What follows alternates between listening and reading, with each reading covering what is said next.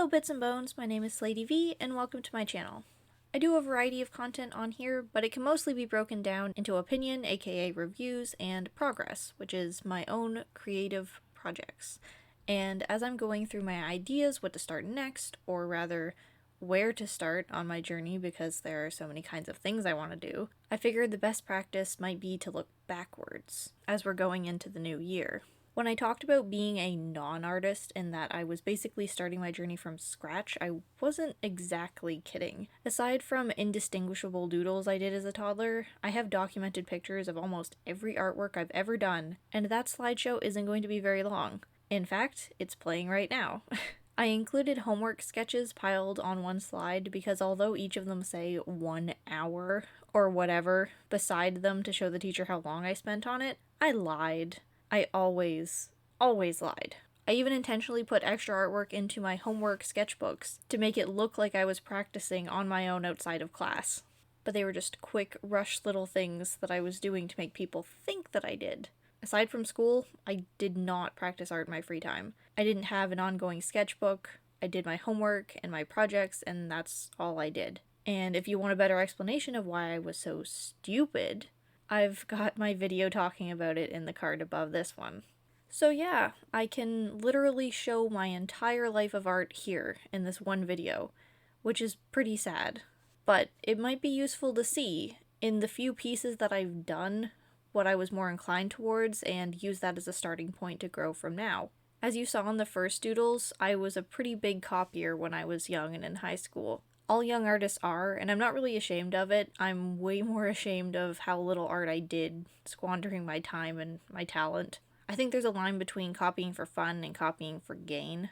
I mean, obviously, please don't straight up copy other artists' work, but young artists copy things because they don't know what they like yet and they want to try and figure it out. I recently watched Izzy's video on the history of character art bases, and although I didn't use bases because I don't think my computer could have really handled it and all I had was paint, I did what she mentions she did, which is hold up a piece of paper to my monitor and lightly trace the lines to give me a proportionate start, and light tracing. I'm sure that's why a lot of the sketchbooks at the start of this video are on such shitty thin white paper, so I could see through them. As a disclaimer, I am showing my old sketches, but I claim zero creative ownership over those. All of these look one for one of copies of other art that I probably saw on the internet. As a kid, even when I wasn't tracing, I mean, quite obviously, I don't own Pawn and Z. Does anybody remember Pawn and Z? Those were so cute. They were my favorite. Anyway, I think as a kid, even when I wasn't tracing, I was a pretty good copier. Pretty accurate at looking at something in front of me and putting it on the page. So I think I'm going to add that as the first on our list of strengths and where to start going forward. Not to copy things, obviously, but to play on the ability that I'm pretty good at looking at a reference and putting it on a page. So we're going to add get references for things and then change them to be my own. Because in the past I didn't change them at all. I was totally content with just copying that picture of that teapot and being like, yep, done. It also seems like I had a fondness, at least with pencil, for very light, soft shading. Part of that was because I never had high-quality paper and I was always scared of erasing, that it would just start taking the paper away and then everything would be ruined. So it was easier to keep things light so you could take it away really easily and not make anything too dark just in case you mess up.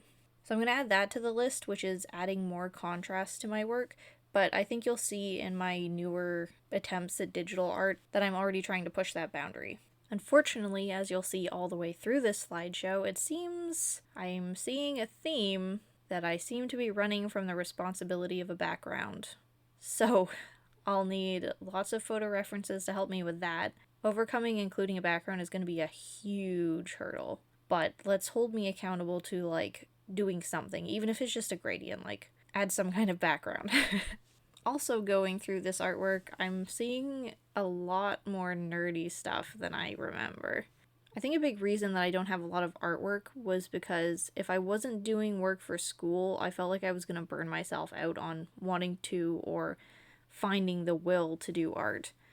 And a lot of that had to do with not being able to do art that I actually liked while I was in school. Art in school, as you'll often hear, is a chore.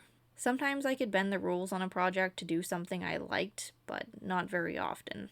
Usually it was draw this still life, paint that landscape, gesture draw this model, and fundamentals in that way are good to have, but I was so understimulated doing them.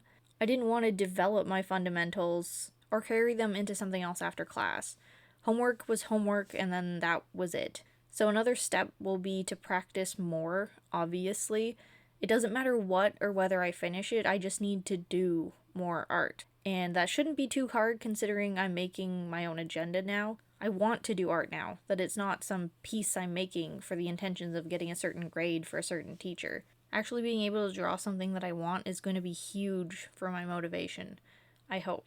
And lastly, looking at my history of art, and because of my practice only doing it for school, I've hopped around to so many mediums. I tried to put a little thing up in the top left during the slideshow to tell you what the medium of most of the art is, but I couldn't hit every single one. It was getting really tedious. Again, because I hopped around from mediums so much, even like year after year, even though I knew that I liked one medium more than another, I would still hop around and go back to a different one. I think it was because it felt like starting fresh again, or like I didn't have expectations of myself to already be good at it, so if the piece turned out not amazing, then I didn't blame myself so much or feel so bad. I was a jack of all trades and a master of none. And now I'm trying to learn digital. Like, how am I supposed to find my style if I don't stick with anything? So that's the last aspect that I'm going to add to my list of things to work on this coming year, and what I failed at when I was younger. I'm going to stick with a medium, even if I don't like it, or something goes wrong with one piece and I have to start over, I have to keep going. I want to bring that into my channel more in the future, introducing new projects farther on the outskirts and difficulty of art like animation or 3D modeling, and I will, but now I just have to go back to the basics. Back right smack dab at the start. Give myself the foundation to grow that I never let myself have when I was younger. So let's start where it all began. Pencil, paper, not even any shading. That's all I'll do for the month of January, and we'll see how far I get. Just like line work. It doesn't sound too riveting or fun, but that's what I get for skipping ahead so much. I hope you follow my journey from here on out. As an artist, a writer, and a creator, I'll still be dabbling in Photoshop for certain things, like making more ribbons for the Valheim Story Awards and my patrons, but aside from those things and those one-offs, I'm really going to go back and start from ground zero. Let me know in the comments if you've ever sabotaged yourself with something, like I did with art. Or let me know what skill you're working on right now and how it's going. I really appreciate hearing about others doing their best, and maybe we can follow each other's journey to improve. Thanks for watching, and stick around to see how I do on this quest to claim the right to call myself an artist. A special thanks to my patrons. If you're interested in supporting and following me on Patreon for extra content like work in progress shots, I've linked that down below. I've also started a Discord for all my bits and bones to converge, chat, share their work, and offer critique. I hope to cultivate a server of growing someday, and I'd love to see you there. Thanks again, and I'll see you in the next video. Bye.